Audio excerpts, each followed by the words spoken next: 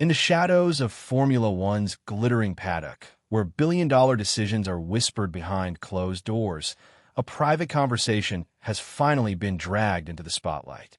Max Verstappen, arguably the most dominant driver of this generation, has revealed the real reason behind his talks with Mercedes boss Toto Wolff. Not just talk of race seats or trophies, but something deeper, a demand, a condition, a vision for a future beyond Formula One. After years of dominance with Red Bull, the empire is now trembling.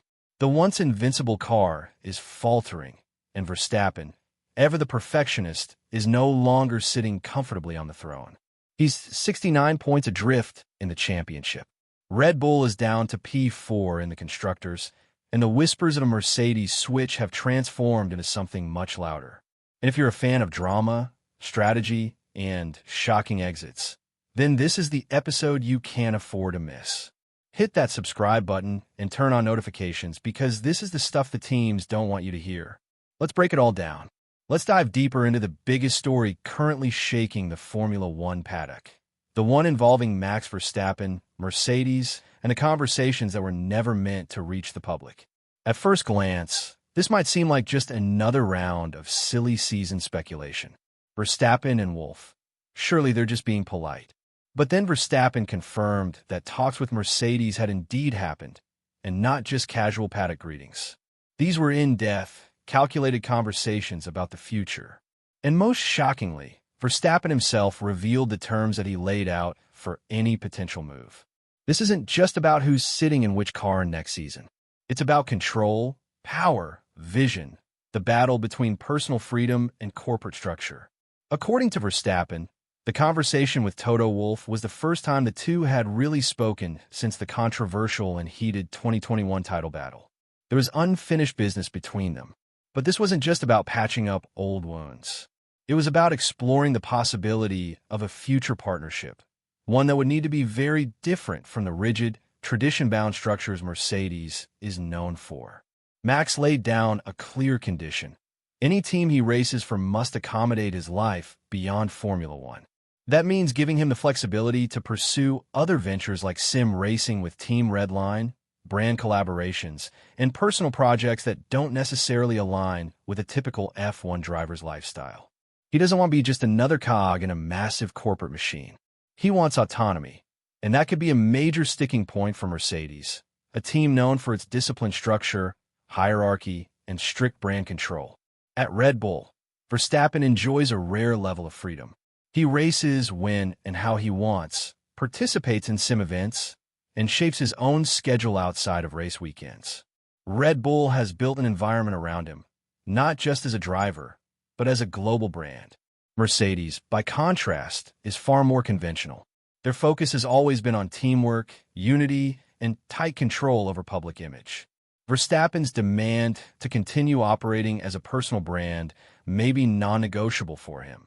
But is that a compromise Toto Wolff is willing to make? The timing of this is just as critical. While Verstappen is under contract with Red Bull until 2028, there's a performance clause that could allow him to walk away early. According to reports, if he's outside the top four in the Drivers' Championship after the Hungarian Grand Prix, he could trigger an exit option. At present, Verstappen sits just 46 points ahead of Charles Leclerc in fifth, and there are still 58 points up for grabs before the summer break. If Leclerc outperforms Max in the next race or two, that clause could be activated, and that's when all hell could break loose. Why? Because Mercedes currently has no driver confirmed for 2025.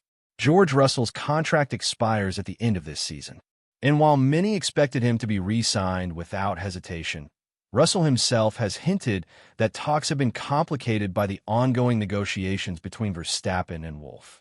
That one word, ongoing, speaks volumes.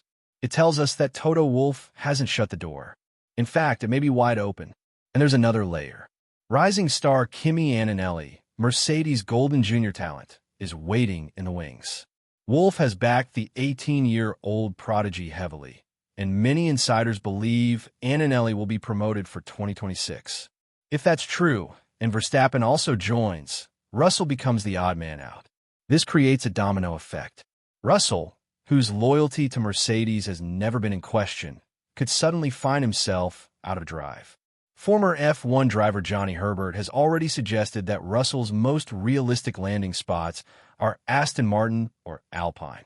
Aston Martin, though seemingly full, could consider Russell as a long-term replacement for Fernando Alonso, or in the event that Lance Stroll is moved or steps back. Alpine is less competitive, but currently has an open seat next to Pierre Gasly. Ironically, Red Bull might also consider Russell if Verstappen leaves. That would be one of the biggest twists of all. Russell replacing the man who replaced Hamilton as F1's alpha driver. Meanwhile, the intrigue only grows. Jet and yacht tracking websites have claimed that Verstappen and Wolff were both spotted in Sardinia around the same time recently. It's the kind of detail that fuels speculation, even if neither side confirms a meeting. Could this have been the setting for deeper negotiations away from the media, the teams, and the political chaos of the paddock? And while Red Bull plays damage control, they've already lost a major pillar of stability.